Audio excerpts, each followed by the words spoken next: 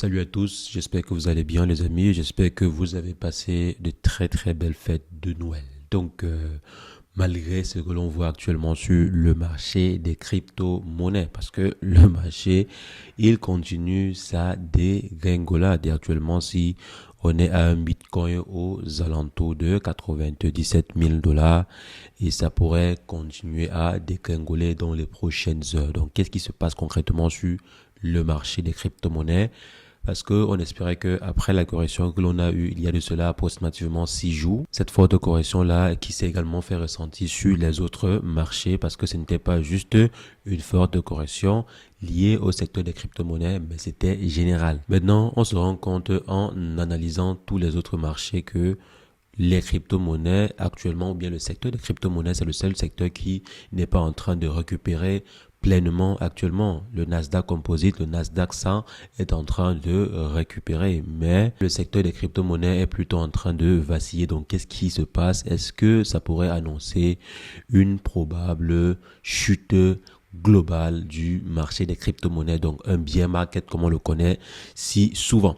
C'est ce qu'on va essayer de décortiquer ensemble dans cette vidéo. Et si jamais c'est la première fois que vous passez par ici, régulièrement nous faisons de superbes vidéos sur le décryptage du crypto. Donc si jamais cette thématique vous intéresse, n'hésitez pas, les potos, abonnez-vous. Alors les potos, aujourd'hui on va analyser ensemble le marché des crypto-monnaies pour comprendre ce qui s'y passe. Parce que si vous avez eu à investir il y a de cela quelques semaines, voire quelques mois, actuellement si je dirais si vous avez perdu au minimum c'est 10%. Minimum 10%. Bon, perdu, c'est relatif. Comme l'adage le dit si bien, on paie uniquement lorsqu'on vend. Donc, tant qu'on n'a pas vendu, on n'a pas perdu. Mais si jamais vous vendez, alors là, vous pouvez perdre de l'argent. Bon, tant qu'on n'a pas perdu, on n'a pas réellement vendu. Mais il y a quand même des projets où il faut vendre pour sauver une partie de son portefeuille parce que la règle ne fonctionne pas sur tous les projets. Il y a des projets qui sont en fait voués à l'échec. Et lorsque vous êtes positionné sur ces projets-là, alors les amis, souvent, il faut vendre pour limiter la casse. Maintenant, le marché des crypto-monnaies est en train de corriger fortement. On s'attendait en fait à ce qu'on ait une correction similaire actuellement. Pourquoi? Parce qu'elle correspond en fait à une prise de bénéfices annuelle. Il y a par exemple des fonds d'investissement, des grosses entreprises qui doivent présenter leur bilan. Donc, lorsqu'une entreprise investit au courant de l'année sur des actifs, lorsque une entreprise prend par exemple son cash flow et investit dans tel ou tel secteur, il faudrait qu'à la fin d'année, si l'entreprise en question a des investisseurs, il faudrait qu'à la fin d'année, que l'entreprise présente un bilan et généralement pour que le marché continue à être aussi favorable ou bien pour que les entreprises continuent à voir l'entreprise en question d'un très bon œil, il faudrait que l'entreprise généralement présente un bilan positif ou bien que l'entreprise démontre que les actions qu'elle a eu à prendre pendant l'année étaient des actions plutôt rentables. Ces entreprises généralement vont vendre une partie ou tous leurs investissements crypto pendant la fin d'année pour ainsi dégager des bénéfices et pourquoi pas racheter lorsque le marché va chuter. Maintenant, on se rend compte qu'il y a beaucoup d'entreprises qui vendent actuellement, beaucoup d'investisseurs, on va dire cela ici, beaucoup d'investisseurs qui vendent, mais le nombre d'acheteurs ne suit pas. On voit par exemple que le volume de transactions sur le marché des crypto-monnaies a chuté depuis plus d'une semaine. Donc, on n'est plus à des volumes de près de 300 milliards journaliers comme c'était le cas il y a de cela quelques semaines. Et malheureusement, actuellement, on assiste plutôt à une vente massive sans reprise, raison pour laquelle le marché continue ainsi de chuter. On a des jours où on peut avoir des reprises de 3%, 4%, comme par exemple c'est le cas sur le Bitcoin, on peut quitter de 92 000 à 97 000, voire 98 000, mais le prix reste dans ce range-là. On est dans un range actuellement de 92 000 à 99 000. Donc, on n'est pas encore certain de ce qui va se passer par la suite. Et c'est en fait tout à fait normal. Lorsque les investisseurs vont vendre massivement, ce qui serait intéressant pour eux, c'est d'entrer à un bon prix. Parce que si jamais on vend nos crypto-monnaies et on n'entre pas à un bon prix, on risque d'être perdant. Donc, lorsqu'on vend ici, on attend les prochaines nouvelles, on attend les prochaines informations qui pourraient faire bouger que ce soit à la hausse ou à la baisse le marché. Et probablement si la nouvelle n'est pas assez dévastatrice pour le marché, parce qu'il y a aussi des nouvelles qui peuvent empêcher les investisseurs de se positionner. Il y a par exemple les catastrophes qui peuvent arriver sur le marché et empêchent carrément les investisseurs d'investir sur le secteur. Par exemple, si on se rend compte que en janvier, le président de la Fed, à savoir Jérôme Powell, annonce plutôt une hausse des taux d'intérêt, alors les amis, ça pourrait refroidir les investisseurs, ceux-là qui ont eu à prendre les bénéfices actuellement. Si au lieu de réinjecter sur le secteur des crypto-monnaies, ces derniers pourraient tout simplement attendre et voir ce qui va se passer. Ou bien si jamais la Fed augmente ses taux d'intérêt, au lieu de replacer les 10 milliards qu'ils ont eu à prendre sur le secteur des crypto-monnaies, dans ce même secteur, tout ce qu'ils vont faire simplement, c'est aller soit prendre une partie, aller injecter sur l'économie américaine, ou bien tout simplement prendre la totalité et aller injecter sur le marché américain. Donc les amis, voilà les raisons pour lesquelles actuellement si on est indécis. D'autant plus que le secteur des technologies, à savoir le Nasdaq, n'est pas en train de chuter également comme le marché des crypto-monnaies. Donc c'est une situation qui est propre actuellement aux crypto-monnaies.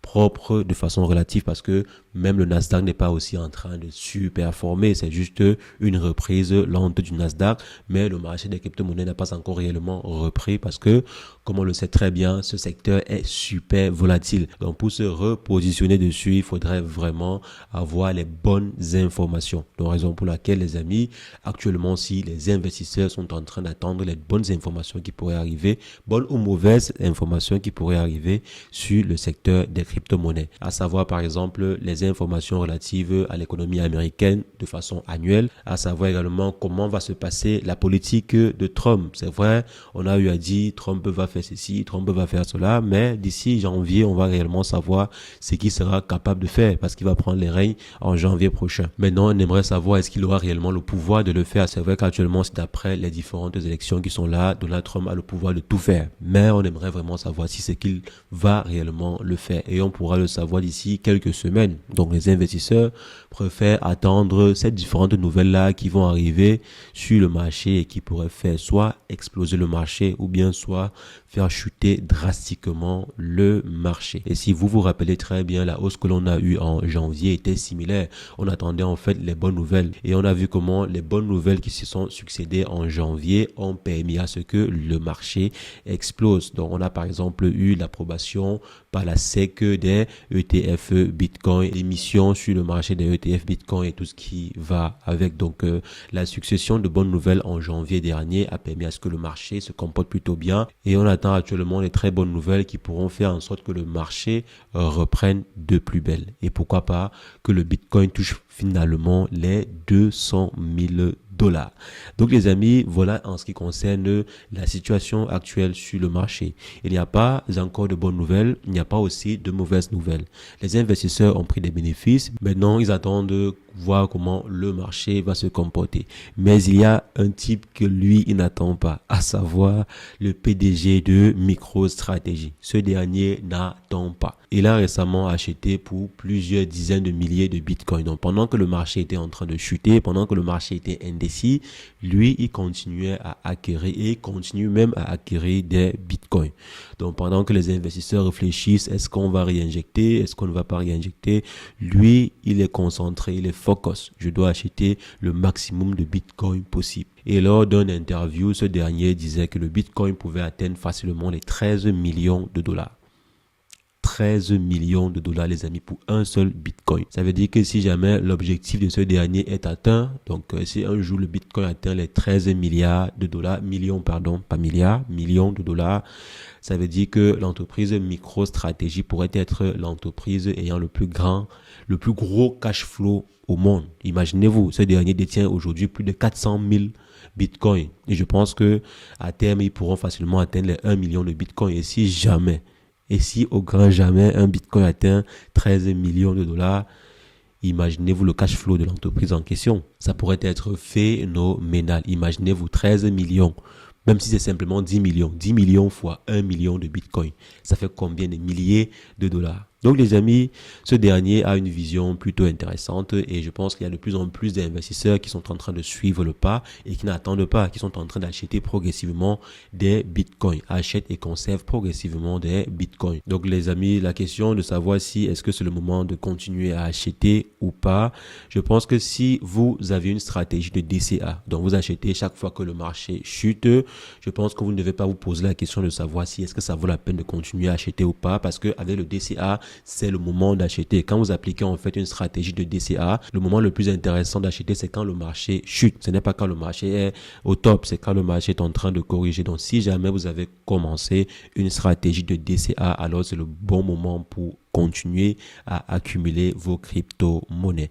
Maintenant, si jamais vous avez des achats ponctuels, alors là, il faudrait attendre quoi. Il faudrait attendre voir ce que le marché va décider, ce que le marché va en fait choisir comme direction. Si le marché va aller à la hausse ou le marché va aller à la baisse. Mais si vous avez un DCA en cours, alors c'est le moment d'accumuler, c'est le moment de continuer en fait d'accumuler les cryptos. Donc les amis, dites-moi si jamais vous pensez que le Bitcoin pourrait descendre en deçà des 70 $. C'est une question qui a été posée sur un canal Telegram et j'ai vu qu'il y avait beaucoup de personnes qui répondaient positivement par rapport à cela, que oui, le Bitcoin peut très bien aller en deçà des 70 $, avant l'accession au pouvoir de Donald Trump, à savoir, je crois, le 24 janvier.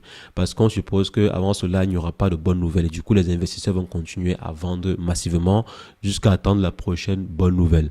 Et certaines personnes pensent que le Bitcoin peut descendre jusqu'à 70 000 $ avant cette date. Donc, dites-moi en commentaire si vous pensez que le Bitcoin peut également atteindre 70 000 $. Moi, personnellement, je n'y crois pas. Donc là, je vous réponds directement. Moi, je ne pense pas que le Bitcoin peut descendre en deçà des 70 000 $ avant le 24 janvier, donc avant janvier, avant l'accession au pouvoir de Donald Trump. Mais dites-moi ce que vous en pensez en commentaire. Je me ferai comme toujours un plaisir d'échanger avec vous. Et sur ce, portez-vous bien. Ciao, ciao.